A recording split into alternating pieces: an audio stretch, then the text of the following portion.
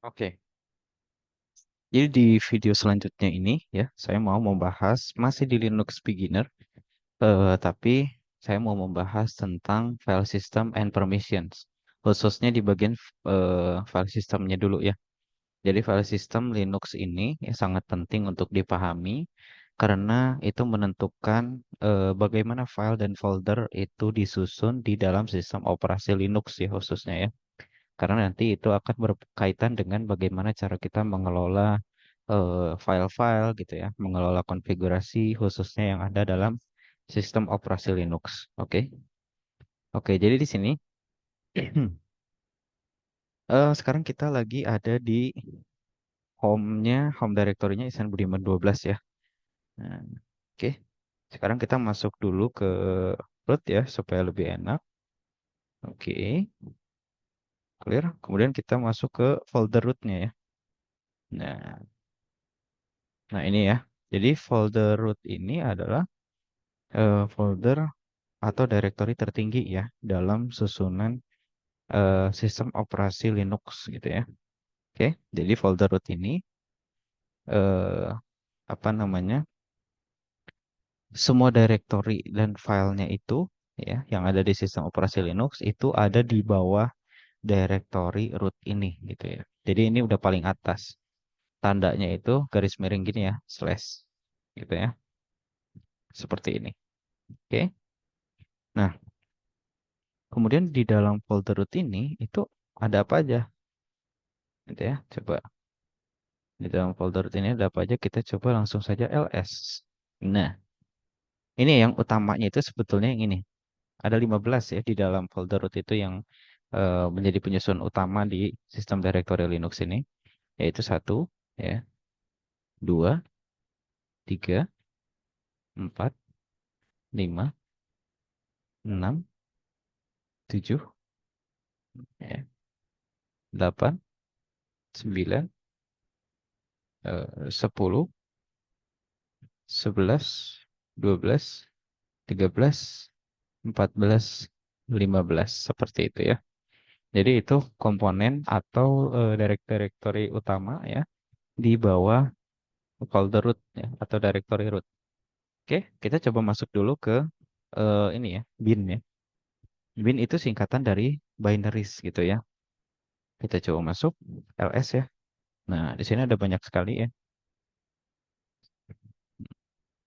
Jadi fungsinya adalah untuk menyimpan file executable yang dasar ya, yang diperlukan oleh sistem operasi. Contohnya seperti ls ya kan. Ini pasti ada ls di sini ya. Terus ada cp, coba lihat cp di sini ya kan. Kemudian ada mv, coba kita lihat mv. Nah, ini ya. Nah, itulah contoh-contohnya ya. Nah, itu disimpannya di dalam folder bin gitu ya. Oke, kita coba back.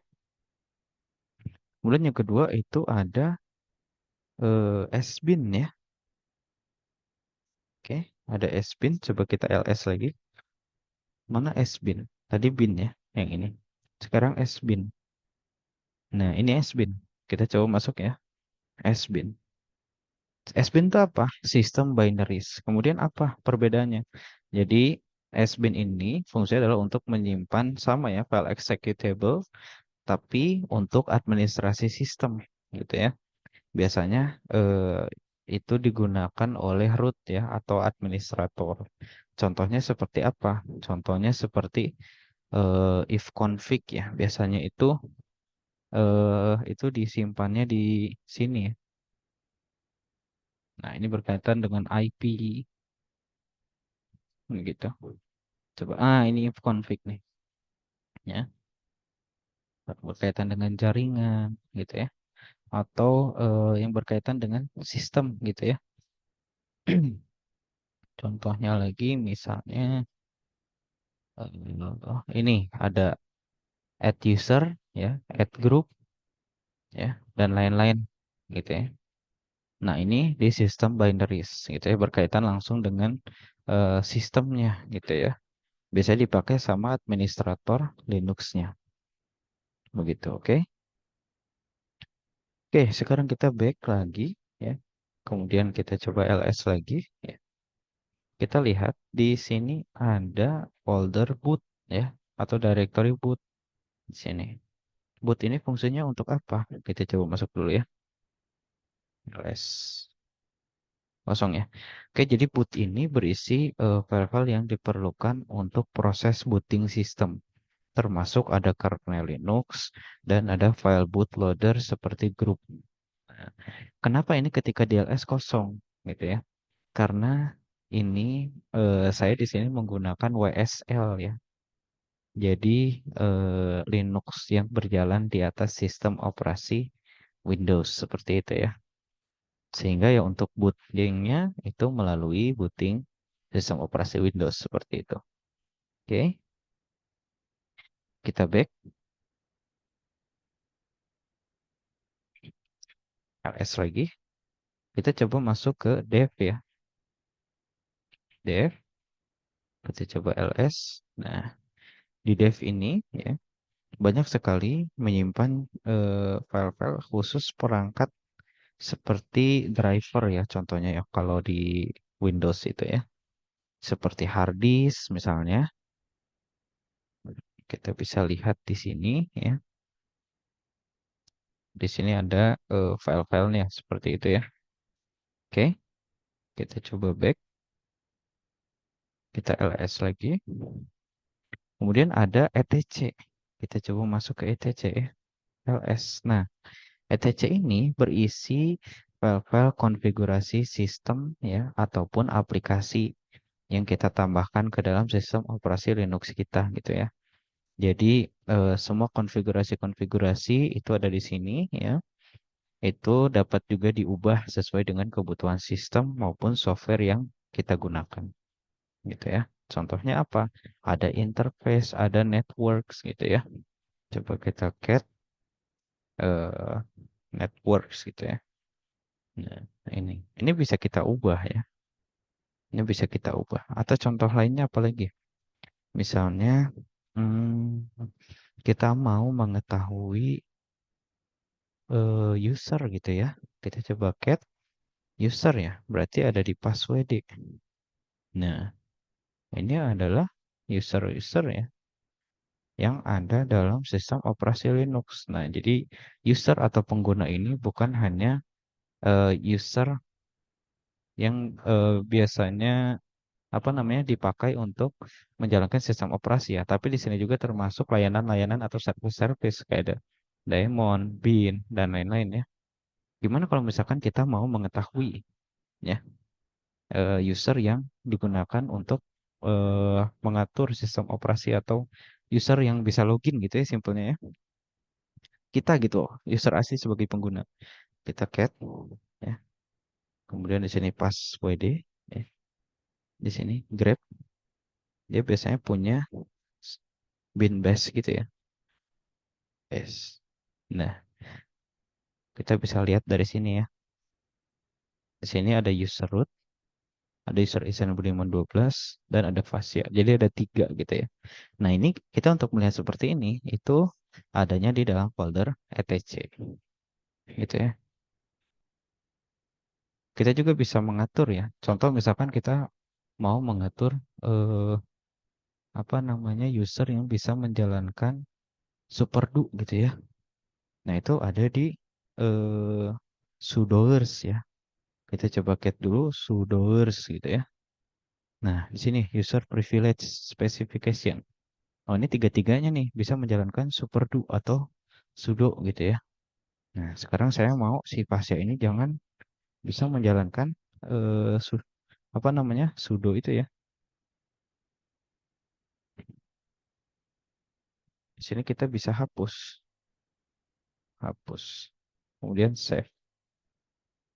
Kita coba lihat lagi. Sudoers. Nah, sekarang fase ini nggak bisa gitu ya.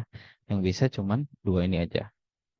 Begitu ya cara penggunaannya nanti untuk directory dasar Linux itu. Oke. Ini untuk etc ya, untuk konfigurasi-konfigurasi. Oke. Kita clear, kita back. Kemudian selanjutnya ya, ls. Di sini ada home ya. Nah, di sini ada home. Kita coba masuk. Oke, kita ls. Oke.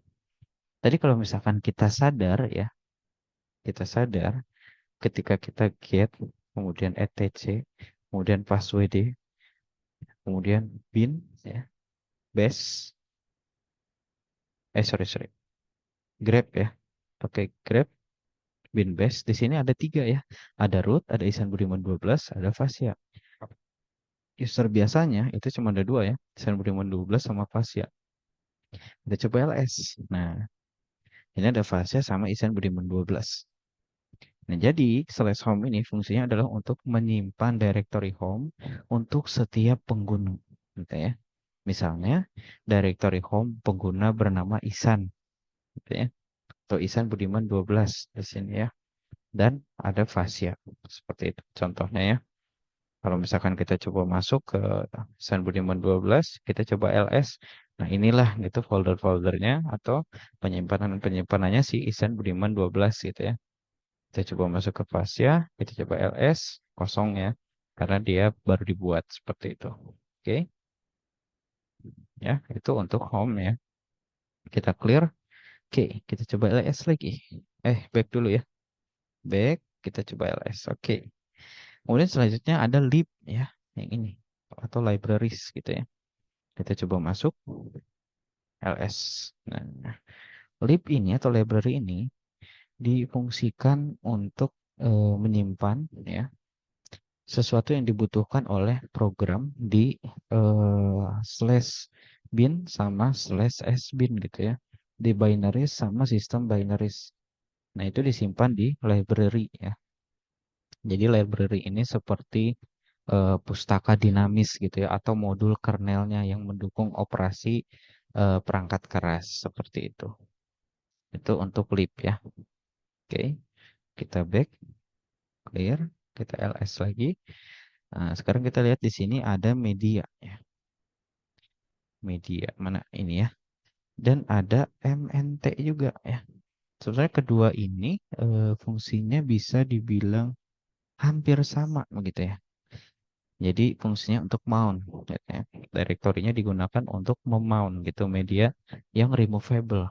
Ya, contohnya CD, DVD, USB drive gitu ya.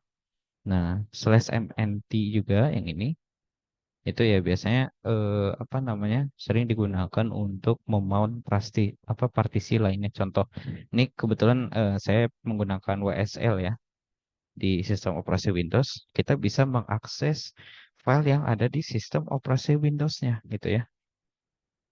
Caranya gimana?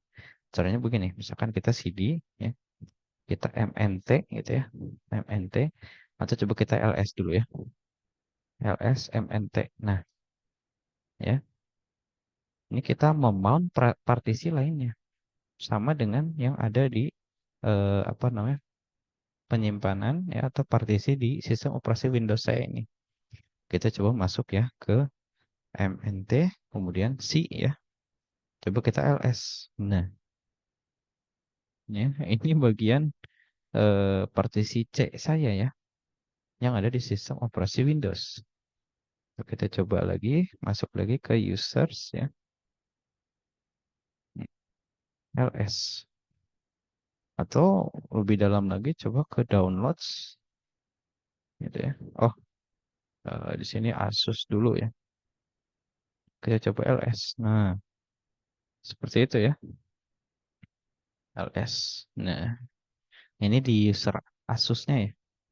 Ada desktop, dokumen, dan lain-lain sebagainya. Nah, ini kalau mengakses partisi C yang ada di sistem operasi Windows ya. Artinya di mount gitu ya. Nah, itu ke slash mnt seperti itu ya. Oke, kita clear, kita ls lagi. Kalau yang tadi slash media itu ya, ini biasanya untuk CD, DVD, USB gitu-gitu ya. Oke. Kemudian selanjutnya lagi ada OPT nih atau option gitu ya. Kita masuk dulu ls. Oke, kosong. Nah, bisa digunakan untuk instalasi software yang pihak ketiga gitu ya, atau aplikasi tambahan yang tidak masuk dalam sistem utama seperti itu. Jadi ini gunanya slash opt ini ya, atau option. Oke. Kita keluar lagi, kita ls lagi. Kita lihat di situ ada approach ya, yang ini. Kita coba masuk, kita ls. Nah, jadi approach ini adalah directory virtual gitu ya, yang berisi informasi sistem gitu ya. Misalnya proses yang sedang berjalan gitu ya. Jadi file di dalamnya itu mempresentasikan status ya, dan juga informasi runtime dari apa namanya kernel gitu ya. Nah, ini disimpan di Proch gitu ya. Oke, kita back, kita clear dulu biar bersih, ls lagi. Selanjutnya ya ada TMP ya, yang ini atau temporary. Kita coba masuk ya.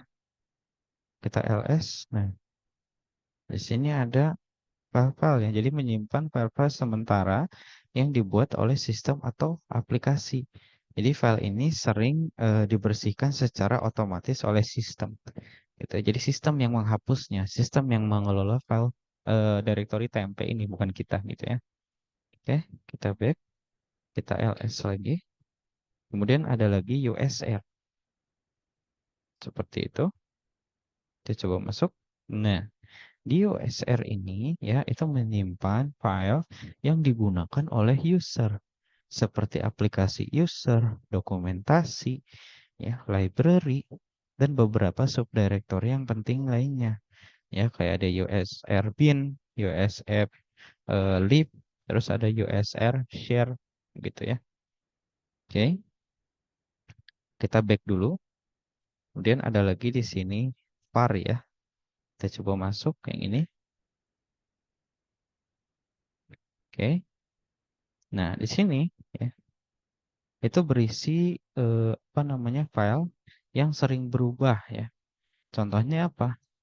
Log system. Makanya jadi slash var ya dimasuknya ya, variabel bisa berubah gitu ya. Nah, simpennya di sini ya. Contohnya log system ya.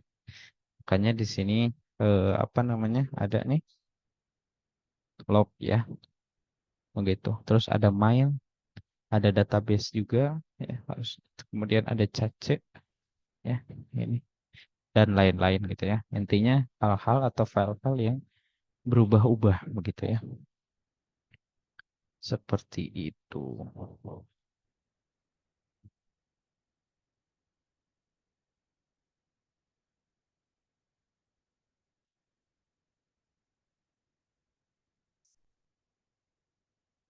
Oke, sebentar ya. Oke. Eh tadi itu, oke, tadi itulah penjelasan ya dari eh, khususnya file system dulu ya. Itu FHD, file system hierarki standar ya, tentang sistem operasi Linux ya. Jadi bisa dibilang struktur directory dasar sistem operasi Linux gitu ya. Seperti itu. Jadi, nah, ada kurang lebihnya 15 gitu ya yang tadi saya sudah jelaskan. Oke, terima kasih. Semoga bermanfaat untuk saya pribadi juga untuk teman-teman yang menonton.